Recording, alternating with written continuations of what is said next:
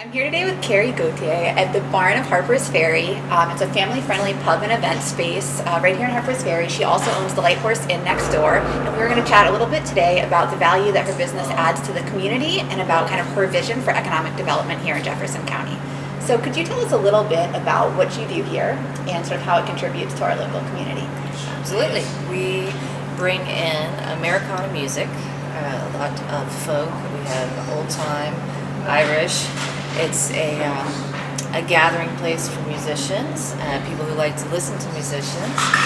We also can host weddings and birthdays, and we had quite a few this weekend, as a matter of fact. So it's a third place for people to gather around. Yeah, it seems like it's a place that really brings people together, kind of. Yeah, a lot of neighbors that have lived in the same town for more than 20 years met here. Yeah. They didn't know each other. Several doors down, and now have a new network of friends to be with. That's great. It's important for communities to have places like that, for sure. Yeah. Can you tell us a little bit about, in building this business, or with other business experiences you've had here in the county, what are some of the challenges that you've faced? It seems to be there's a disconnect. A lot of people work outside of this community, so there's not a lot of attendance at local meetings.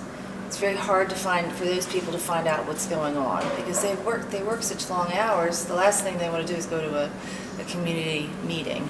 Then we have this great little community of Bolivar up here that people don't really know about. We have some new great restaurants. Yep. We have some services. We have art galleries. We have inns, bed and breakfast. Yep. All that help support the national park. But there is no real route for them to come up this street. Years ago, 340 ran right through town. I guess that's probably 35 years ago. And so there were lots of antiques. I mean, it was really jumping. Right. And when they moved 340, and then the parking on the other side of 340, this became sort of a ghost town. And we are trying to revamp that, bring it back to life. There's a lot of effort in going in beautification, working with the different towns, both the towns. But we don't have any signage on 340 that would give you any indication that there is a whole town over here. When you think about some of these challenges, either kind of on the county scale or more locally here in the Bolivar Harpers Ferry area, what types of supports would you like to see for small businesses, whether that's from people in the community, from the Development Authority, from local politicians? What would be helpful for businesses trying to kind of grow and thrive here? I think some roundtable discussions in their communities, like maybe bringing some of our local partners, because it would be Harpers Ferry, Bolivar, just outside of here, getting to know one another.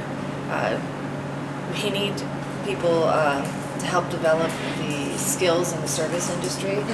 That's lacking. Yep. Knowing how to wait on a table, knowing how to please a customer, encouraging certain types of business would be something that's important to me. Like, I would like to see us continue in the vein that Loudoun County has and Maryland is. So we have every reason to open up breweries and wineries here and do more horse country. Those are things that would work really well here, so I'd like to see more support for that. Absolutely. We need more things for the tourists to do. They don't want to only do the history and only get on the river.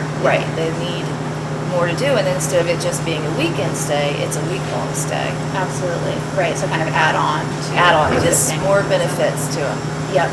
So that kind of dovetails into my next question. You've already kind of answered it. But as you look ahead to the future in terms of sort of the path of economic development here, it sounds like you're saying you'd really like to see more emphasis on kind of building out the tourism industry. Is there anything else that you feel kind of is key moving forward for this county?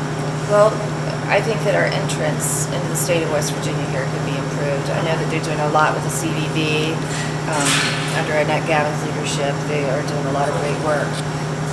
But I think with our highway department, it would be nice to really make this a green belt coming through, because it's pretty phenomenal to look at. Yeah. But we have to be very careful as we move along that we're not changing that scenery so dramatically that it's unappealing. Right. And there are, frankly, portions of it now when you enter Charlestown that aren't appealing. They don't put us in the best light. They don't say, welcome to the gateway of West Virginia. Right. So thinking back to kind of where you were when you were first starting this business, what kind of advice would you, kind of now knowing what you do, would you give to your former self, or would you give to someone just starting a business today? I think rising tides lift all boats. Mhm. So I think we have to partner with the other inns, the other pubs in the area, restaurants. We all need to be working towards a really quality product that we want to share with the tourists. Right. So just networking that way. I've had over the years, I've had a lot of people tell me it's not going to work.